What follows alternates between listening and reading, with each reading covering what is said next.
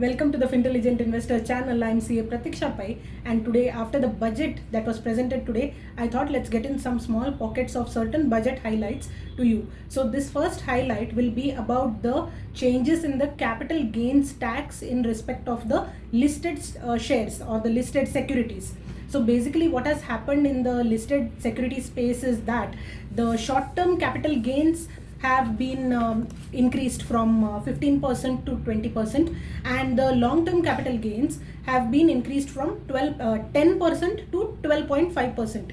So basically, if you are holding a share for less than 1 year, then it is a short-term period, and if you sell it within 12 months, then whatever gain arises is the short-term capital gain. Whereas if you hold it for more than 12 months, then whatever gain arises is the long-term capital gain. So till now your short-term capital gains were taxed at 15%, which is now increased to 20%, and your LTCG, which was taxed at 10%, has been increased to 12.5%.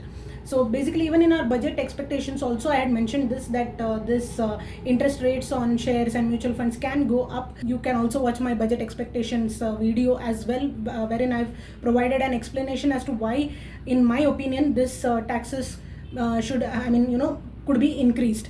Okay, now the thing is, we are going to check how we can make use of certain tax provisions so that maybe we don't have to pay these, so that we can save these taxes in a very legitimate manner.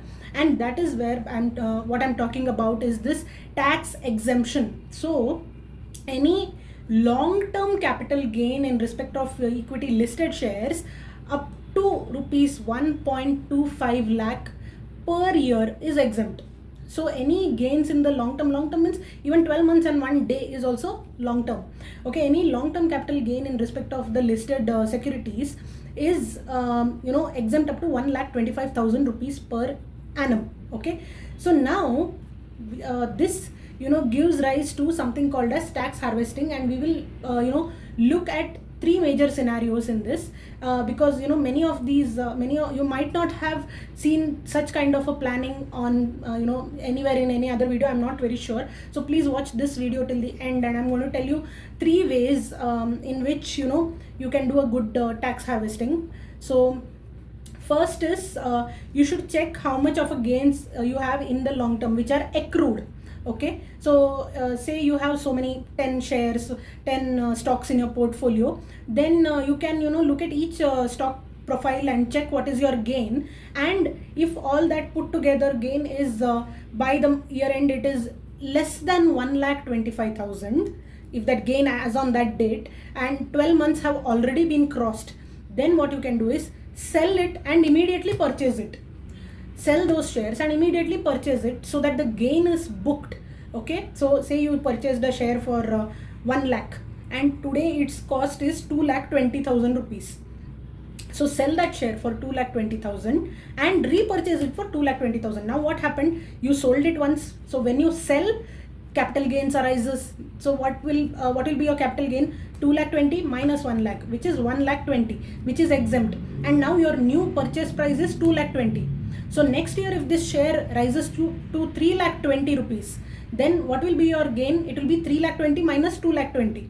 However, if you had not done this one small transaction of sale and repurchase, then in the next year when it goes to 3,20,000, your gain would have been 3,20,000 minus the original purchase price of 1 lakh, which would have been 2,20,000, which would be subject to taxes. So any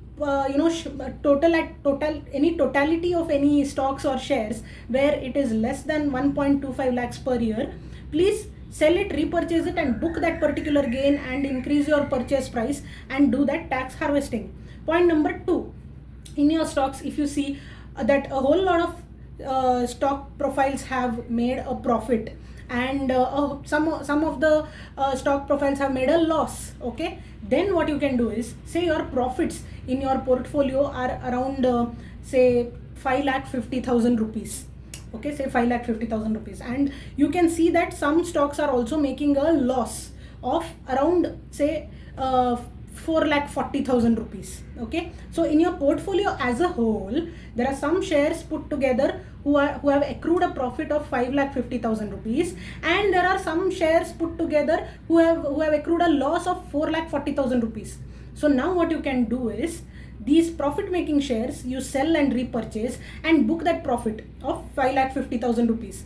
Okay, it is the profit. I'm not telling it's a sale price or purchase price. Your sale price can be whatever, purchase price can be whatever. Say your sale price is 15 lakhs and your purchase price was 9,50,000, so the profit is 5,50,000. Okay, and on the other side, some shares have made a loss of total loss. When you sell it, the sale price is less than the purchase price by around 4,40,000. So now what will happen? You sell everything and you repurchase the profit making shares.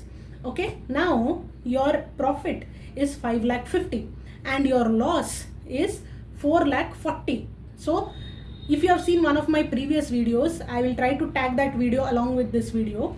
I have mentioned in a holistic manner how the short-term capital gains and long-term capital gains work in respect of equity listed shares.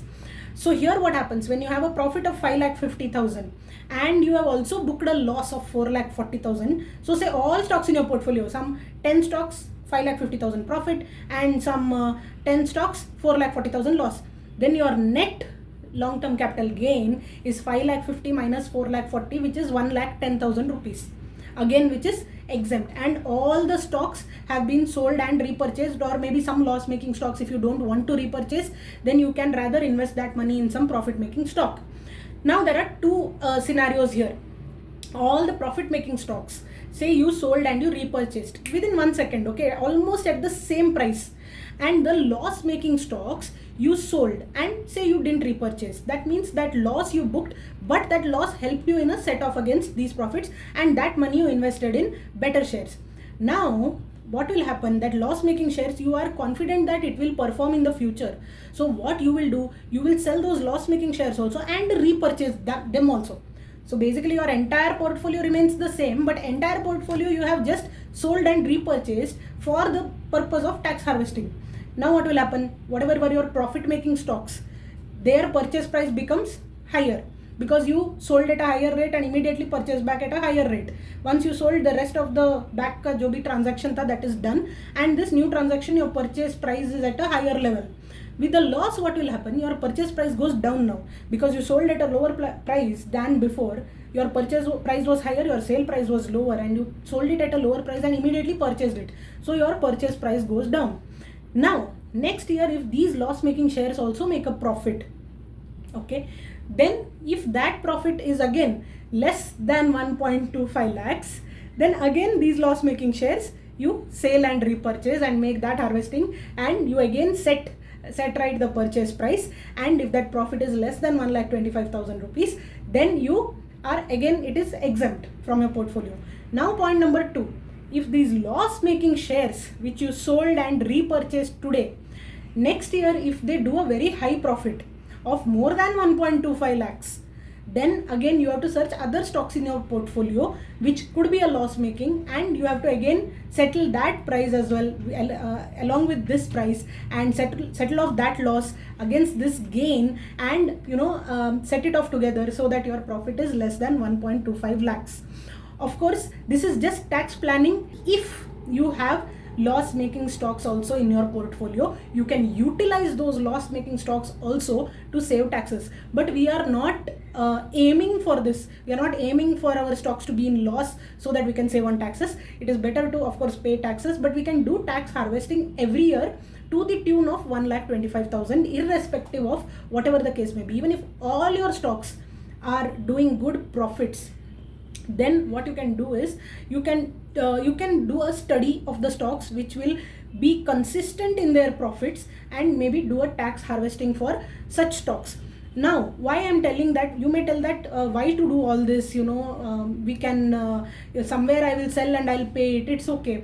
Yes, it is definitely okay, but what you can do is, with this profit making stocks and loss making stocks, if you keep doing this tax harvesting practice for say the next 2-3 years, Then beyond that, there is again a possibility that the provisions in the budget at that point in time might change and these rates might again go down. So it's not that you have to do this forever. You need to maybe just do this till we again see a change in the provision. And of course, I hope you all have profits much higher than 1.25 lakhs.